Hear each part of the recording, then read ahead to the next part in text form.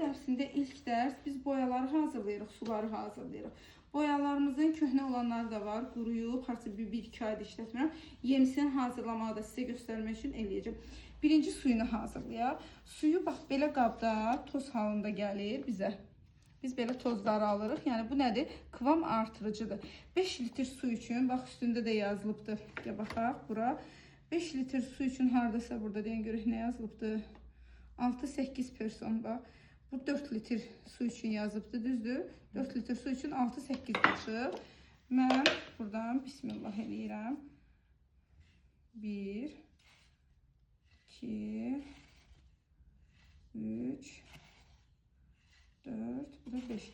En çok verilen sual Ebru'nun suyudur. Ebru'nun suyu her istenilen bir sudan Ebru çekmək olar mı yoksa yok? Əlbəttə ki olmaz.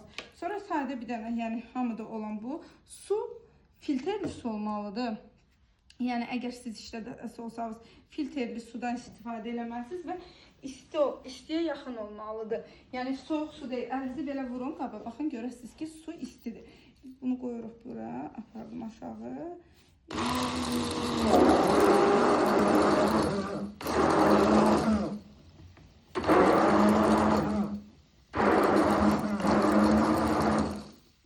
Su ilə həmən o toz maddə, kıvam artırıcımız tamamilə qarışacaq.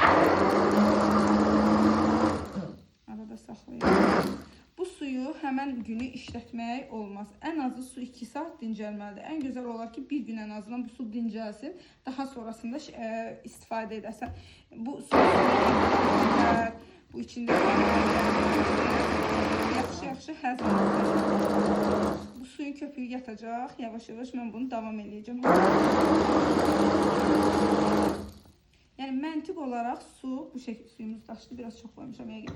Məntiq olaraq suyumuz bu şəkildə hazırlanır. Bunu birincisi göstərim. Bunun ağzını hələlik örtürəm.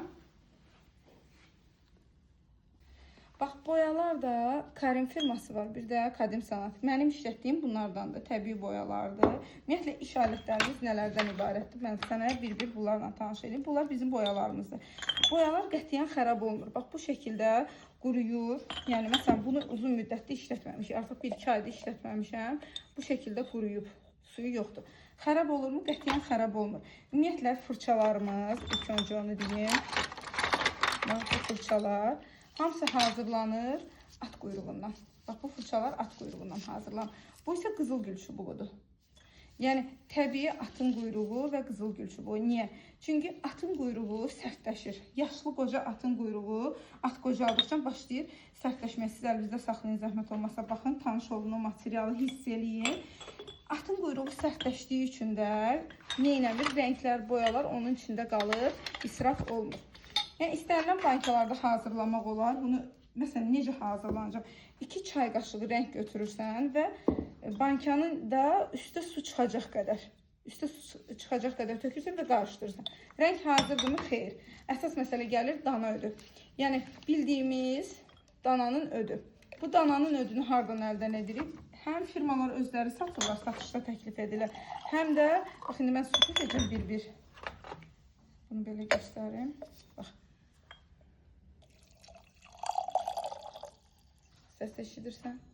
Torpaqdan çıxan o xışıltı səsi. Bunu o qədər qarışdırırsan özün yavaş-yavaş qarışdır. Əlində rənglərin açıldığını hiss eləyənə qədər. Bir-bir biz bugünlər birinci rənglərimizi açacağıq.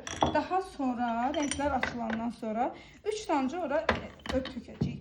Bu 3 damcı ilə kifayətlənəcəkmi? Əlbəttə ki, xeyr. Rəng gələndə biz birinci olaraq nə edəcəyik orada? Rəngləri suyun üstündə yoxlayacağıq.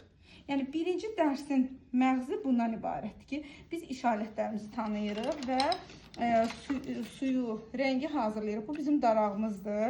Ondan sonra fırçalarımızdır və bizlərimiz. Son 5 əsrdə artıq Ebru'da bizlərdən istifadə olunur. Amma daha öncəsində Ebru'da sadəcə battal texnikası var idi ki, bunları artıq növbəti dərslərdə çəkə-çəkə təcrübə edə-edə daha yaxşı dərindən biləcəksiniz.